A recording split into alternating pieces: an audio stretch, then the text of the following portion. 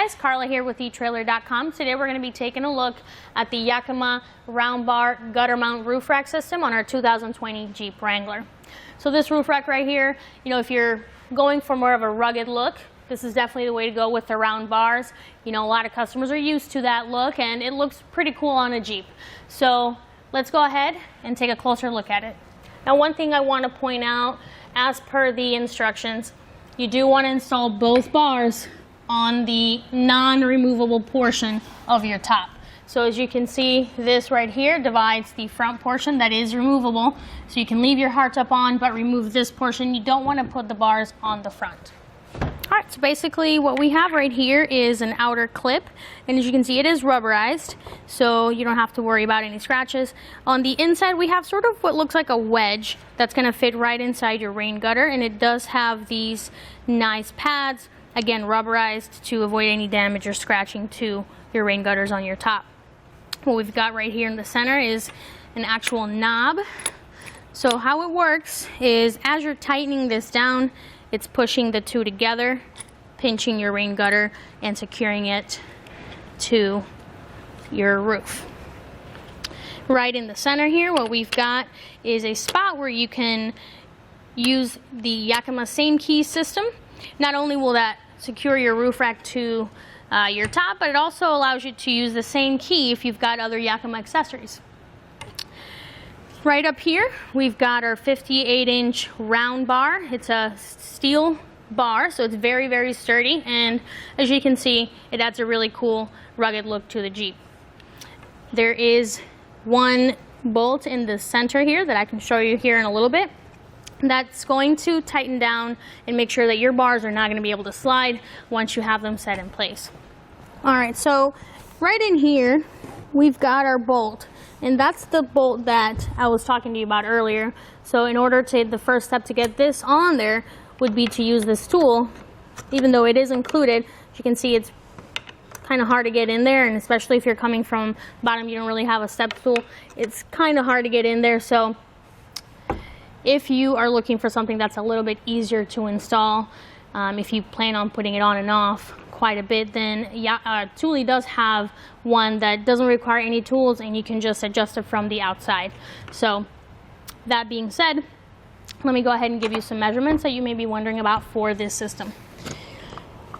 So if you have round bar accessories already, or you plan on getting those, you're gonna want to know your clearance right here from the bottom of the round bar to the top of your Jeep top.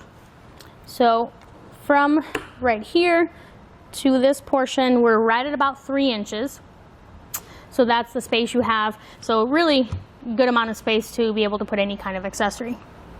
Other than that, these bars do have a weight capacity of 165 pounds, but you do want to double check and make sure you're not exceeding the capacity of your top.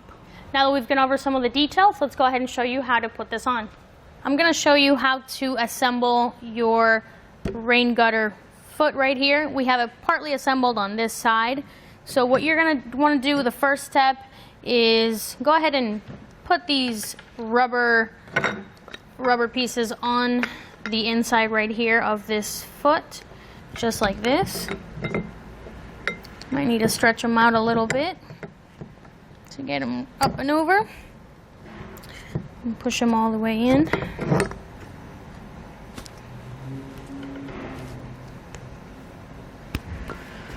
Just like that. And what this is going to do is going to prevent anything from scratching the rain gutter on your top. This piece right here is already rubberized, so these two, make sure that there's no contact that's not rubberized. All right.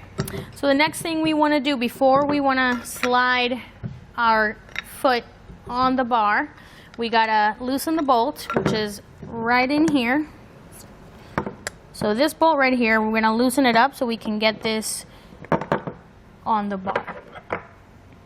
This is an included tool that comes with it. So we're just going to go ahead and loosen it up.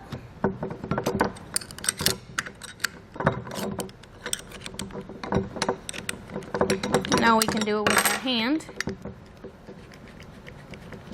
As you can see, this piece moves and allows that hole to open up to accept our bar, just like that. All right, with that in place, we want to make sure that we insert it with this clamp or clip on the outside. And it slides right over. And then you want to get it started with your hand too, so that it's a little bit easier to work with. So I'm going to go ahead and start tightening it down here a little bit. But not too tight, because you still want it to slide. All right, so what you want to do is go ahead and put your end caps in now, just so that when we go up there to fit it on, you don't have the feet sliding off of the bar. So I'll go ahead and throw them on. And with that on there, we'll go ahead and throw this on top.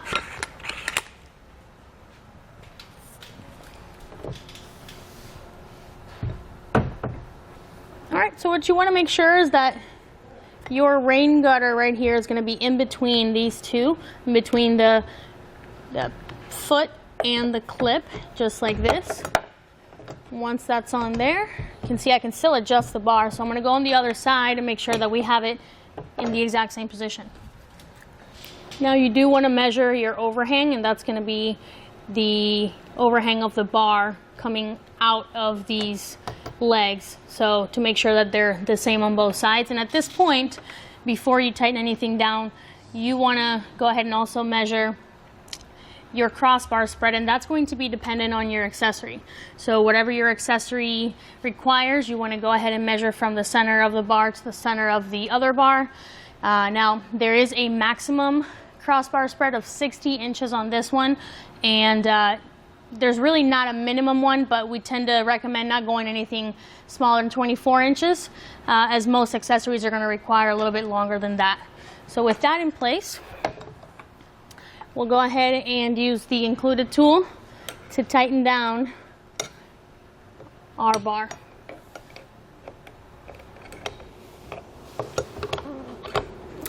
At this point, if you do have access to a ratchet, it's probably the best time to pull it out so that you can save time doing this. Otherwise, you can keep using this tool, just take a little bit longer time.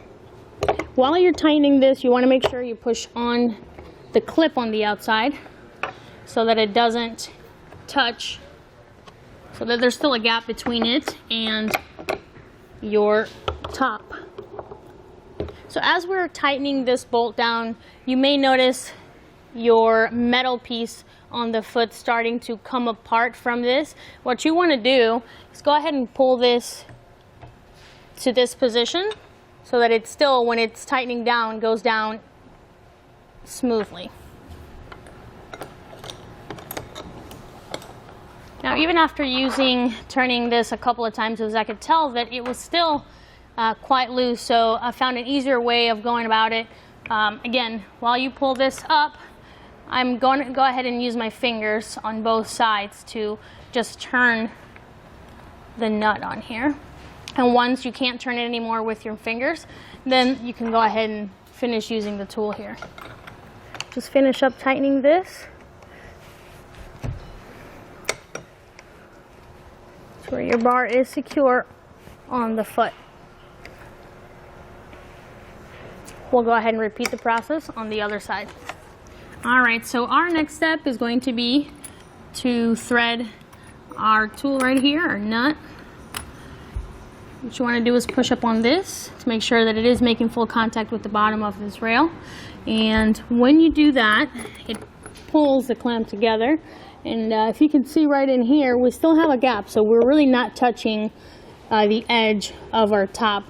In some applications, when you do tighten this all the way down, you get close to it and you may have some contact. So if that is the case, if it's still touching when you're pressing down on this and trying to keep it straight, Yakima does provide this protective plastic piece, and what that would look like is you would just clamp it on the inside here. But like I said, we don't need it for this Jeep application, so we'll go ahead and tighten. And you do want to alternate on the other side tightening, so I'll leave this not all the way tightened. I'll go on the other side and then come back and finish it up. Alright, so we'll finish tightening this up. And real quick, if you can see right down here, there's a screw. That screw does have to be pushed all the way in flush with this to be able to allow you to turn this all the way in. And you don't want to over tighten this, just turn it by hand. If you feel like there's not enough for one whole turn, you can stop right there. So as you can see, it's very secure. So now that we've installed our roof rack, I will go ahead and give it a good shake, and you can see how the entire car is moving. So it's on there very well, and now we can throw our skis or boards up there and hit the road.